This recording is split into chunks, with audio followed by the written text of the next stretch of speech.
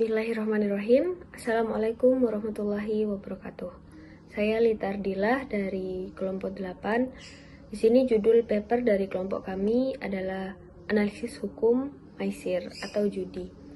Di sini ada 4 poin yang akan saya jelaskan. Kita mulai dari yang pertama, yakni ketentuan hukum, dalil, dan hikmah larangan maisir. Seperti kita ketahui bersama, maisir ini disebut juga dengan judi, di mana secara istilah judi ini bermaksud di mana ada satu pihak yang diuntungkan dan pihak lain yang dirugikan, serta tidak ada usaha dalam mendapatkan keuntungannya ini. Meskipun kita sudah berniat menghalalkan judi untuk membantu orang yang memerlukan. Nah, di sini dalil yang mengatakan bahwa haramnya judi ada di firman Allah Quran surah Al-Maidah ayat 90, yang artinya dimana wahai orang-orang yang beriman, sesungguhnya meminum khamr, berjudi, mengundi nasib dengan panah adalah termasuk perbuatan syaitan, maka jauhilah perbuatan-perbuatan itu agar kamu beruntung. Nah, di sini juga ada hadis dari riwayat Bukhari di mana Nabi Shallallahu Alaihi Wasallam bersabda, barang siapa yang menyatakan kepada saudaranya, mari aku bertaruh denganmu, maka hendaklah dia bersedekah. Maksudnya itu menjadikan ajakan bertaruh ini namun dengan taruhan yang baik. Maksudnya menjadikan ajakan bertaruh baik ini dalam pertaruhan atau muamalah sebagai sebab membayar kafarat dengan sedekah. Nah, ini menunjukkan keharaman dari pertaruhan, ya meskipun niatnya baik untuk membantu sesama. Baik, di sini ada hikmah dari mengapa Allah melarang kita berjudi gitu. Yang pertama, yakni ada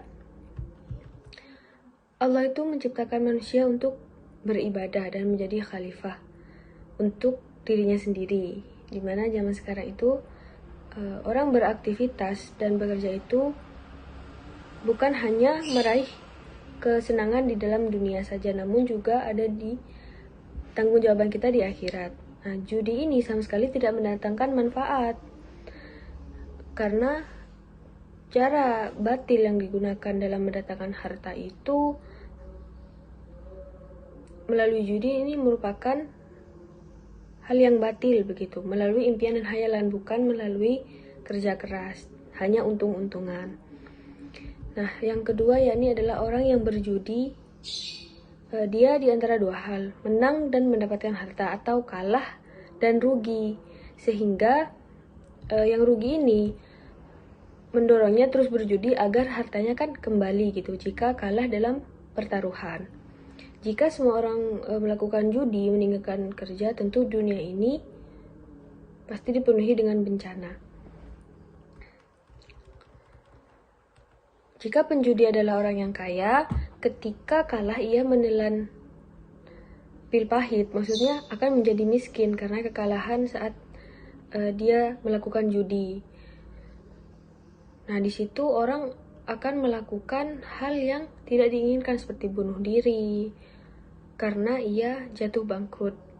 Baiklah, kita lanjut pada poin yang kedua, yakni risiko dan spekulasi dalam Islam.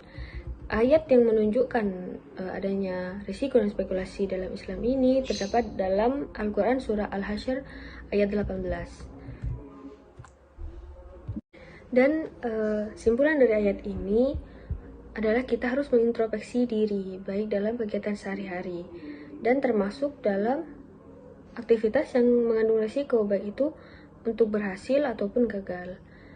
Nah, risiko ini merupakan kombinasi dari kemungkinan dan keparahan dari suatu kejadian. Semakin besar potensi terjadinya suatu kejadian dan semakin besar dampak yang ditimbulkan, maka kejadian tersebut dinilai mengandung risiko tinggi. Namun risiko juga dapat bersifat positif yang menguntungkan dan bersifat negatif yakni merugikan. Yang kedua adalah tindakan spekulasi. Berangkat dari keinginan untuk mendapatkan keuntungan yang besar dengan tidak memperdulikan pertanggungjawaban dan dampak negatif yang merugikan. Ya, contohnya seperti judi dan taruhan, di mana pelaku ini berada pada posisi ketidakjelasan antara kalah ataupun menang, dan ketika dia kalah ya dia merugi, dan ketika dia menang dia akan mendapatkan keuntungan dan orang lain yang merugi. Nah, kita masuk pada poin yang ketiga, yakni penjelasan spekulasi pemaisir dalam fatwa DSN.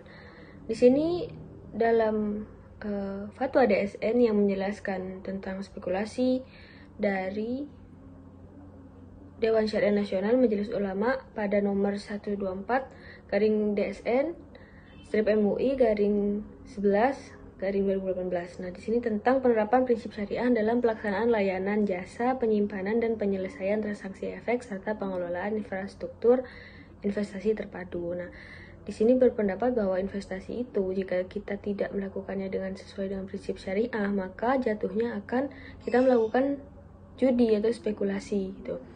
Nah, dalam pelarangan tersebut, fatwa telah dikeluarkan oleh Dewan Syariah Nasional serta peraturan di OJK juga melarang aktivitas spekulasi karena termasuk pada maisir dan gharar juga.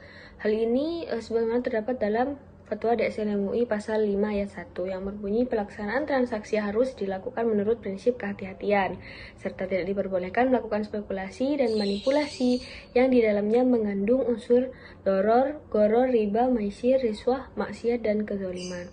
Baik, kita masuk pada poin yang terakhir, yakni alternatif yang halal. Alternatif yaitu yang suatu yang dapat kita lakukan saat sebenarnya investasi itu bisa menjadi halal, boleh dilakukan ketika kita mematuhi prinsip-prinsip syariah. Dimana di Indonesia ini kan mayoritas penduduknya adalah beragama Islam, dan kita setidaknya bisa mengembangkan investasi yang berbasis syariah, di mana investasi tersebut mengintegrasikan nilai-nilai ekonomi syariah dalam kegiatan investasinya dengan cara melakukan proses seleksi dalam memilih perangkat investasinya. Jadi tidak asal untung-untungan seperti yang dilakukan saat kita berjudi gitu. Dan salah satu sarana dalam berinvestasi sesuai prinsip syariah adalah melalui pasar modal syariah.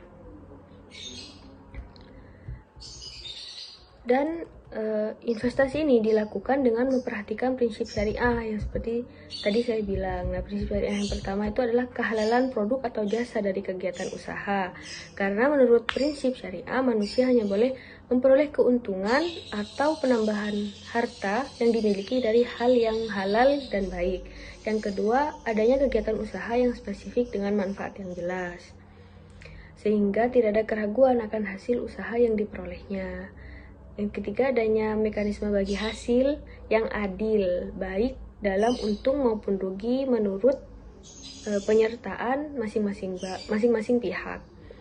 Yang keempat, yang terakhir adalah penekanan pada mekanisme pasar yang wajar dan prinsip kehati-hatian, seperti yang telah disampaikan di DSN MUI, pasal 5 ayat 1 tadi. Cukup sekian yang dapat saya sampaikan, kurang lebihnya mohon maaf. Wassalamualaikum warahmatullahi wabarakatuh.